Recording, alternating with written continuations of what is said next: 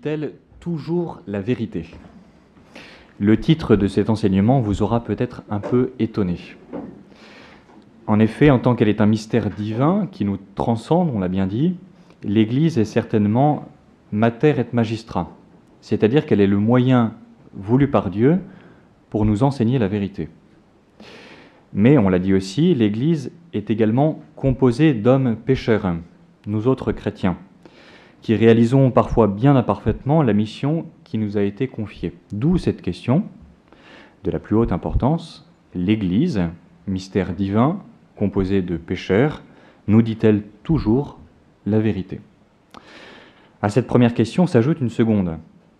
Comment nous, chrétiens, devons-nous vivre cette confiance dans l'Église, qui est à la fois un mystère divin, mais aussi une réalité humaine?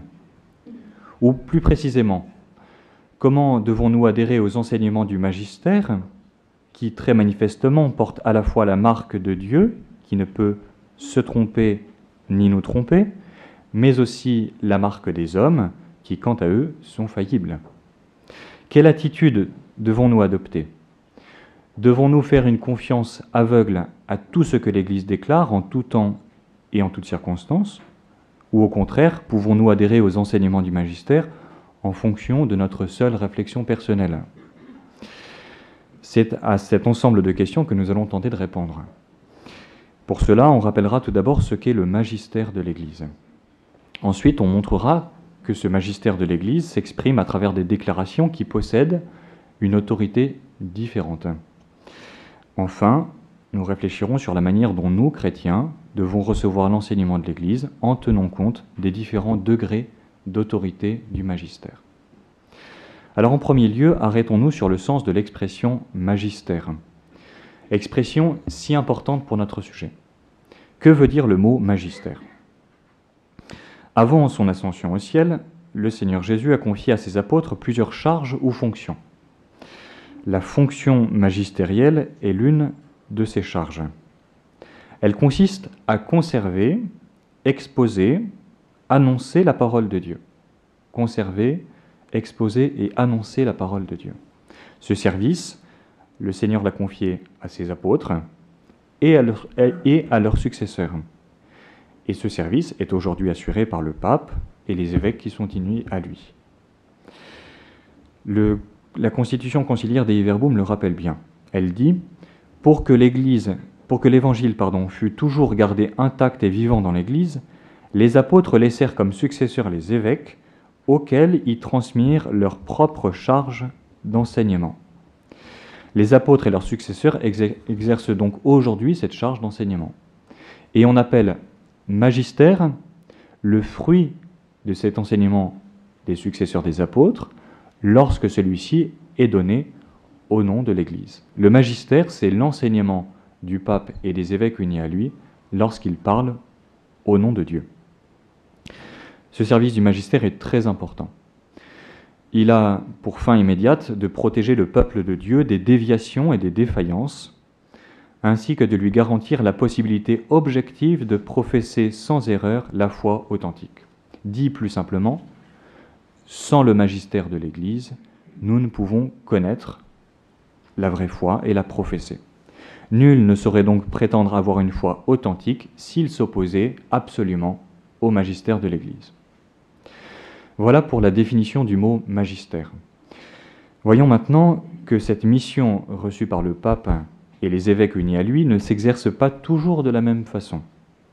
En effet, l'Église n'entend pas donner à chacune de ces déclarations le même poids doctrinal. Ces enseignements n'ont pas tous la même autorité. Le Concile Vatican II, puis plusieurs textes émanant du siège apostolique ou de la Congrégation pour la doctrine de la foi, ont clairement rappelé qu'il existe différents degrés d'autorité dans l'exercice du magistère suprême, lorsque celui-ci est exercé par le pape seul ou par le collège des évêques unis à lui. Cette différence d'autorité entre les déclarations du magistère s'explique par le fait que l'Église progresse vers la vérité tout entière. Ce mouvement de progression, à travers les siècles, implique que les chrétiens ne sont illuminés par l'Esprit Saint que d'une manière progressive. Les déclarations du magistère obéissent elles aussi à cette loi de progression. certaines d'entre elles sont manifestement imparfaites et donneront lieu à d'autres déclarations qui viendront les perfectionner. Et tout fidèle sera donc tenu d'adhérer au magistère de la manière qu'il convient, c'est-à-dire en gardant à l'esprit que l'Église est en marche vers la vérité tout entière. En d'autres termes, recevoir les textes du magistère dans l'esprit de l'Église implique de les accueillir avec le degré d'autorité qui est le leur. Ainsi, la doctrine des degrés d'autorité est très importante puisqu'elle permet justement la communion des fidèles avec le pape et le siège apostolique et les évêques unis à lui, d'une manière ajustée à la nature de leurs propos, sans les surévaluer, premier risque, ni sans les sous-évaluer, deuxième risque. Cette doctrine des degrés d'autorité du magistère nous permet de distinguer légitimement dans les déclarations de l'Église ce qui représente une doctrine définitive de ce qui donnera lieu à des élaborations ultérieures. Alors, on va présenter maintenant ces différents degrés d'autorité du magistère. Et pour cela, nous allons utiliser une note de la Congrégation pour la doctrine de la foi qui a été publiée en 1998. Une note qui distingue quatre degrés d'engagement de l'autorité du magistère. Il existe 4 degrés d'autorité du magistère. Premier degré, on discerne tout d'abord un suprême degré d'engagement de l'autorité du magistère, lorsque celui-ci professe les doctrines de foi divine et catholique que l'Église propose comme divinement et formellement révélées et comme telles irréformables.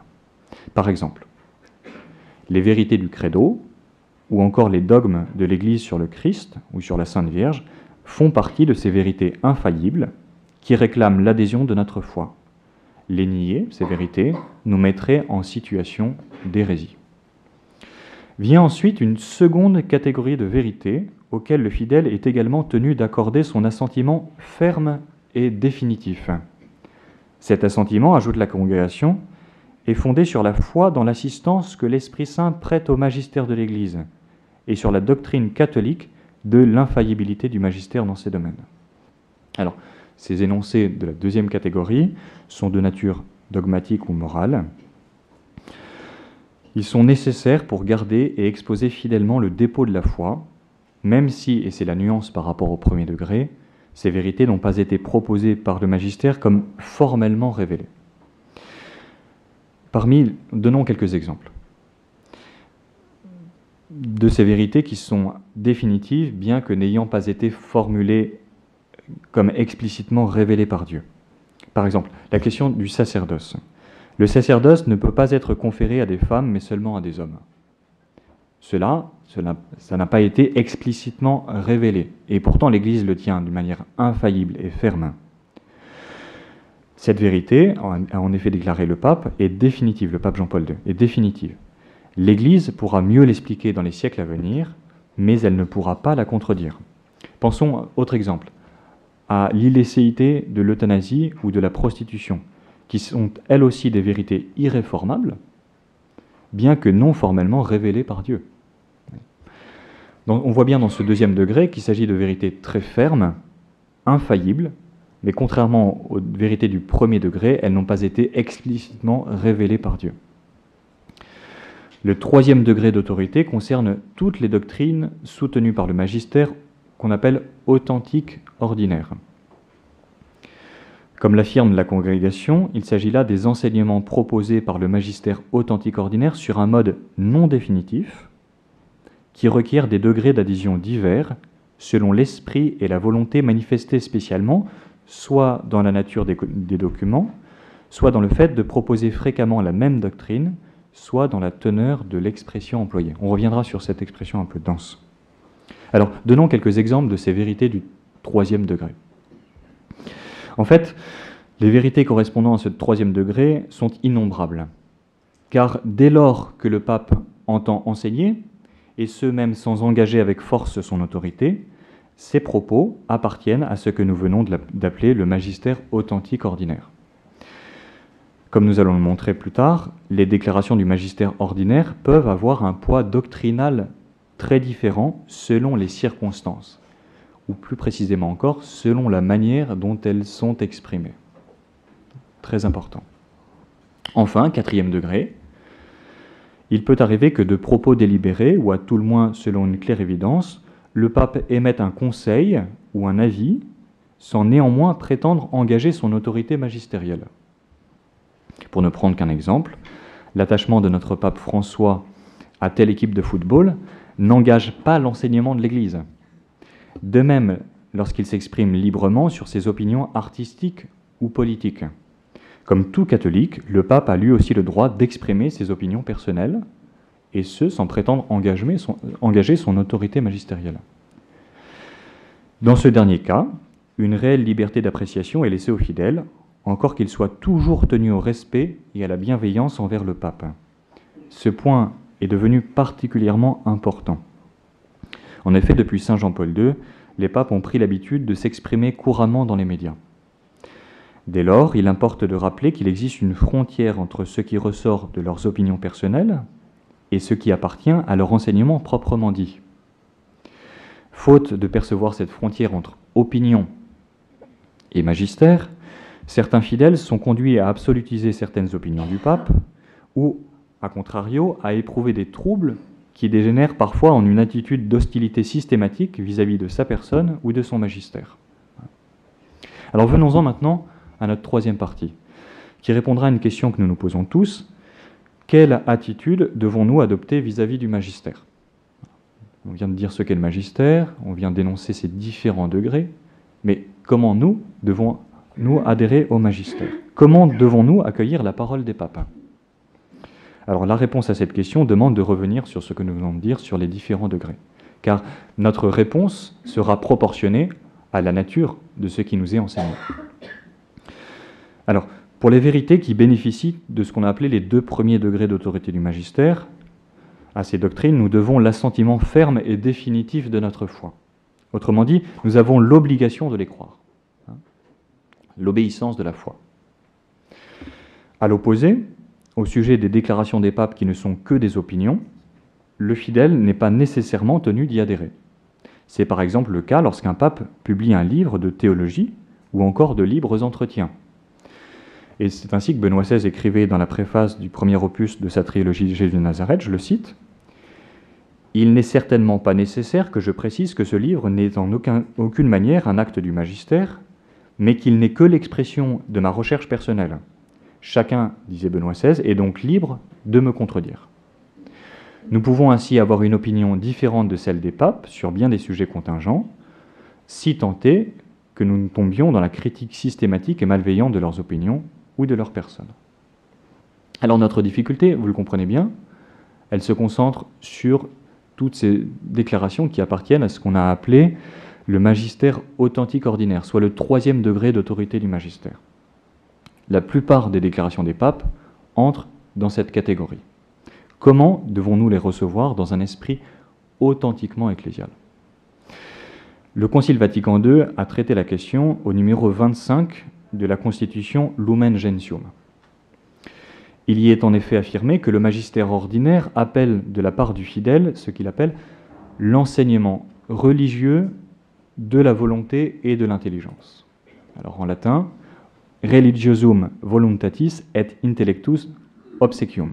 Alors je cite le texte. Cet assentiment religieux de la volonté et de l'intelligence est dû à un titre singulier au souverain pontife en son magistère authentique, même lorsqu'il ne parle pas ex cathedra, ce qui implique la reconnaissance respectueuse de son suprême magistère et l'adhésion sincère à ses affirmations, en conformité à ce qu'il manifeste de sa pensée et de sa volonté, et que l'on peut déduire en particulier du caractère des documents ou de l'insistance à proposer une certaine doctrine ou de la manière même de s'exprimer. Alors on va essayer d'expliquer cette citation.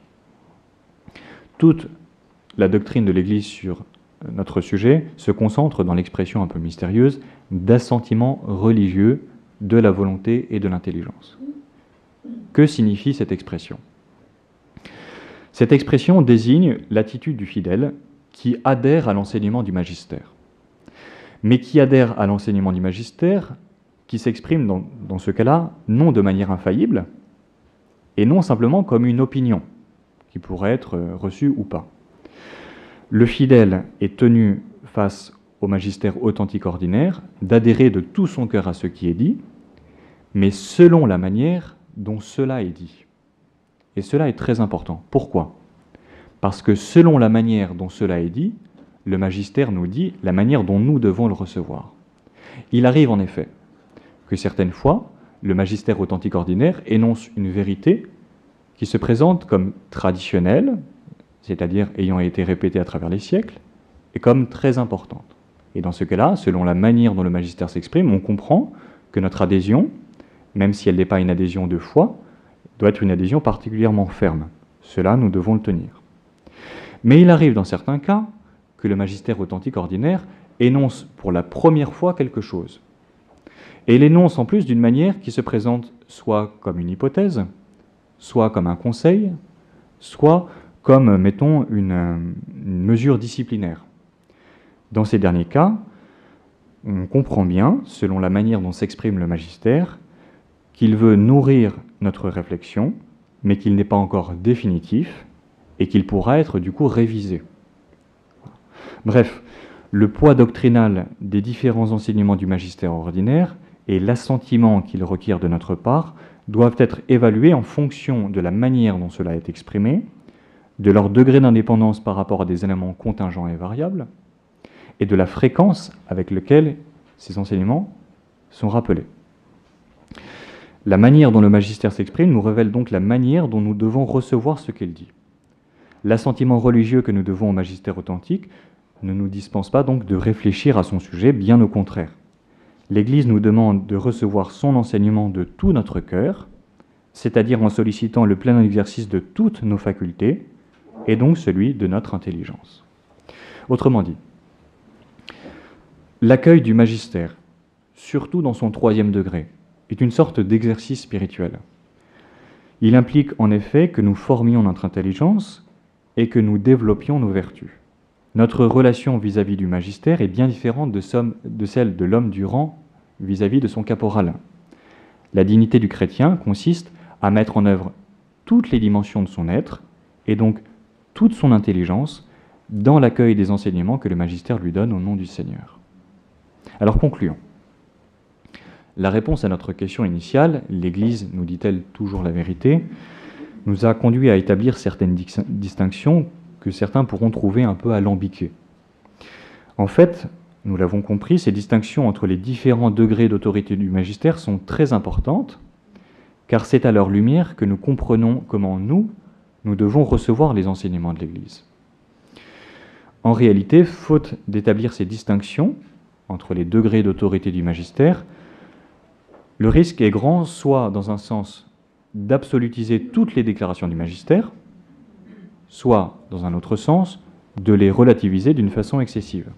Le juste milieu à tenir, et ce juste milieu que nous recommande l'Église, est d'assentir docilement à ce qu'enseigne le magistère en tenant compte de sa nature et de la manière dont il s'exprime. Bref, l'Église nous dit certainement la vérité, mais sous un mode humain et donc progressif. Oublier cela, ce serait oublier que Dieu a voulu prendre le risque de nous faire collaborer, nous, pécheurs, membres de l'Église, à l'œuvre du salut. Le Seigneur se sert d'instruments faillibles pour nous donner sa vérité. C'était là un risque de sa part. C'était surtout un magnifique témoignage de sa confiance et de son amour à notre égard.